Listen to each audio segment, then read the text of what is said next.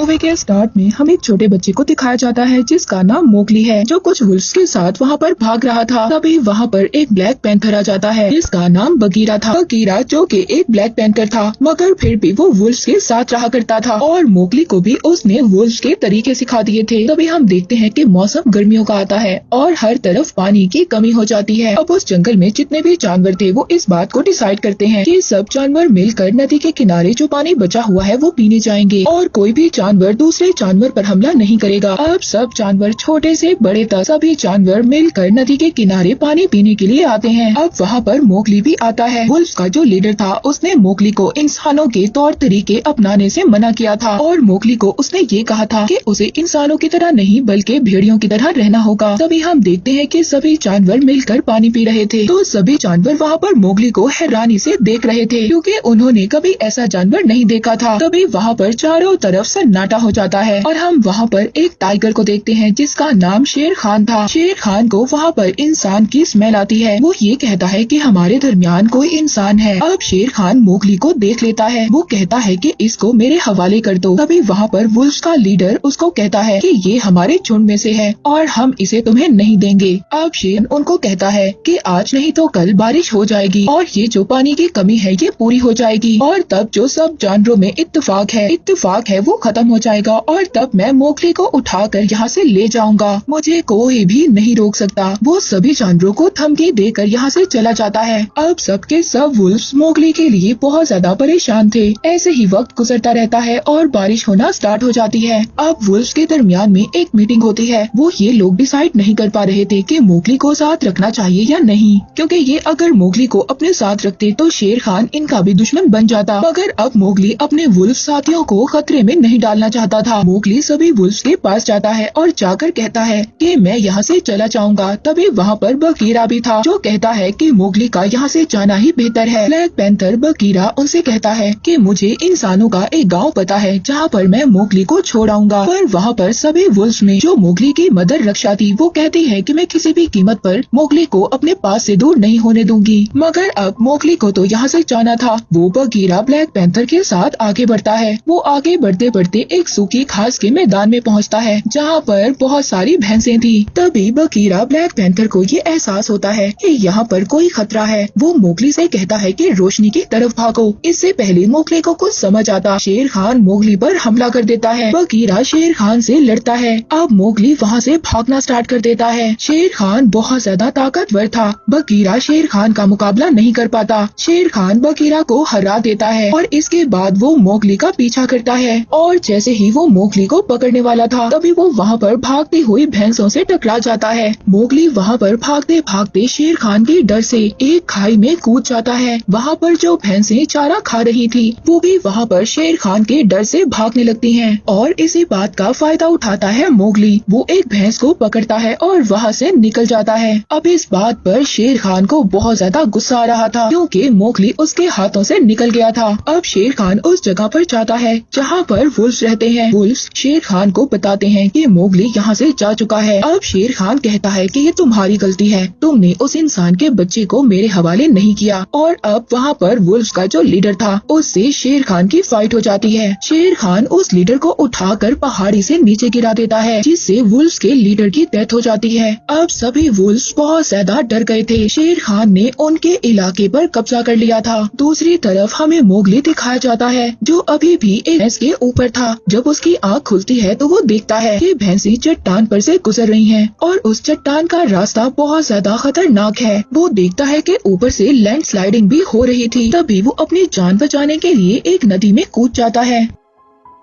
अब मोगली बहुत ही घने जंगल में पहुंच चुका था। मोगली को बहुत ज्यादा भूख लग रही थी। वो वहाँ पर एक दरख्त पर कुछ फलों को देखता है। वो उन फलों को तोड़ने के लिए एक दरख्त पर चढ़ जाता है। तभी वहाँ पर कुछ और जानवर आते हैं। वो मोगली के फलों को उठाकर भाग जाते हैं और अब मोगली इस घने जंगल में आकर रास्ता भी भूल चुका था। अब जब मोगली एक दरख्त के पास से गुजर रहा था तभी उसके पास एक पाइथन स्नेक आ जाती है। वो मोगली को हिप्नोटाइज कर लेती है जिससे मोगली को अपना पास्ट याद आता है जब वो बहुत ज्यादा छोटा था। वो अपने पास्ट में देखता है कि किस तरह उसके फादर ने शेर खान से उसको बचाया था। उसके फादर के हाथ में एक जलती हुई मशाल थी जिससे उन्होंने शेर खान पर हमला भी किया था और वो निशान शेर खान की आंख पर आज भी है। अब जब शेर खान ने उसके फादर को मार दिया था तभी मोगली के पास बगीरा आया था और वो बगीरा उसको वुल्फ्स के पास ले गया। अब दोबारा से हमें प्रेजेंट दिखाया जाता है जहाँ पर हम वही पाइथन स्नेक को देखते हैं। ये पाइथन स्नेक मोगली को अपनी बातों में लगा रही थी। उसको बहुत ज्यादा भूख लगी थी ताकि वो मोगली को खा जाए। अब जब ये मोगली को खाने वाली थी तभी वहाँ पर एक बियर आ जाता है जिसका नाम बल्लू था।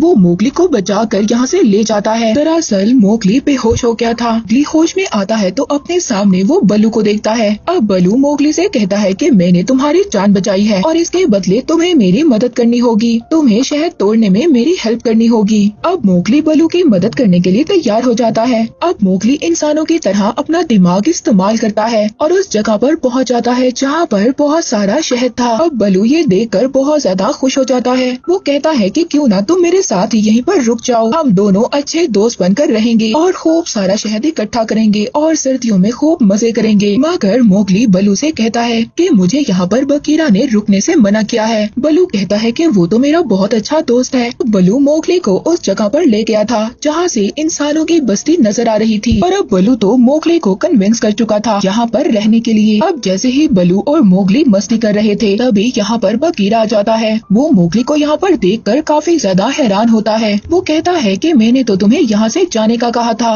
मोगली जैसे ही बगीरा को देखता है वो उसके गले लग जाता है। अब जब रात को सभी सो रहे थे तभी मोगली की आँख खुलती है। वो देखता है कि एक हाथी का बच्चा गड्ढे में फंसा हुआ था। वो वहाँ पर एक रस्सी लाता है और उन हाथियों की मदद करता है उस हाथी के बच्चे को गड्ढे से बाहर निकालने में। अब वहाँ पर बगीरा और बल्लू भी थे। जब ये देखते हैं तो बहुत ज्यादा खुश होते हैं। बगीरा बल्लू को बताता है कि शेर खान ने वुल्फ्स के लीडर को मार दिया है और उसका अगला शिकार अब मोगली है। और अब जब बल्लू ये सुनता है कि शेर खान मोगली के पीछे है तो बल्लू मोगली के पास जाता है और कहता है कि तुम मेरे दोस्त नहीं हो। मैंने तो शहद जमा करने के लिए तुमसे दोस्ती की थी। क्योंकि बल्लू ये जानता था कि वो शेर खान से मोगली को नहीं बचा सकता। मोगली को ये बात बहुत ज्यादा बुरी लगती है। वो जाकर एक दरख्त पर बैठ जाता है। तभी वहाँ पर बहुत सारे बंदर आ जाते हैं जो मोगली को अपने साथ उठाकर ले जाते हैं। बल्लू और बगीरा भी उन बंदरों का पीछा करते हैं। तभी ये बंदर मोगली को उठाकर एक चट्टान पर ले जाते हैं जहाँ पर इनका किला था और वहाँ पर इनका किंग भी था। वहाँ पर बगीरा और बल्लू भी आ जाते हैं। बल्लू उस मोंकी किंग को अपनी बातों में उलझाता है और बगीरा मोगली को इशारा करता है भागने के लिए। और अब जब मोगली और बगीरा वहाँ से भागते हैं तभी एक बंदर इनको भागते हुए देख लेता है। बल्लू और बगीरा बाकी बंदरों से मुकाबला कर रहे थे तभी वहाँ पर जो मोंकी किंग था वो मोगली के पीछे था। अब मोगली भागता भागता खंडरों में आ जाता है। अब वहाँ पर मोंकी किंग उसका पीछा करता है तो वहाँ पर सारा खंडर गिर जाता है और अब मोगली तो एक दरख्त पर छलांग लगाकर बच जाता है। मगर वो मोंकी किंग उस किले के मलबे के नीचे दब जाता है। अब मोगली सबसे पहले इंसानों की बस्ती में जाता है जहाँ पर वो जाकर देखता है कि आग चल रही है जिससे सभी जानवर डरते हैं। और अब वो वहाँ से एक मशाल लेता है तभी उस मशाल की चिंगारियाँ सूखी घास पर गिर जाती हैं जिससे वहाँ पर आग लग जाती है। अब मोगली अपने साथियों के पास पहुँच जाता है जहाँ पर सभी वुल्फ्स थे। वहाँ पर शेर खान भी था। वो मोगली को देखता है और कहता है कि देखो तुमने जंगल का क्या हाल कर दिया है। तुम भी आखिरकार इंसानों की तरह ही हो। और अब मोगली जैसे ही पीछे देखता है तो वो देखता है पूरे जंगल को आग लग गई थी। अब जो उसके साथी वुल्फ्स थे वो भी उससे डर रहे थे। मोगली उस मशाल को पानी में फेंक देता है और कहता है कि देखो मैं इंसान नहीं हूँ, मैं भी एक भेड़िया यानी के वुल्फ हूँ। अब मोगली को शेर खान कहता है कि अब तो तुम्हें मुझसे कोई भी नहीं बचा सकता।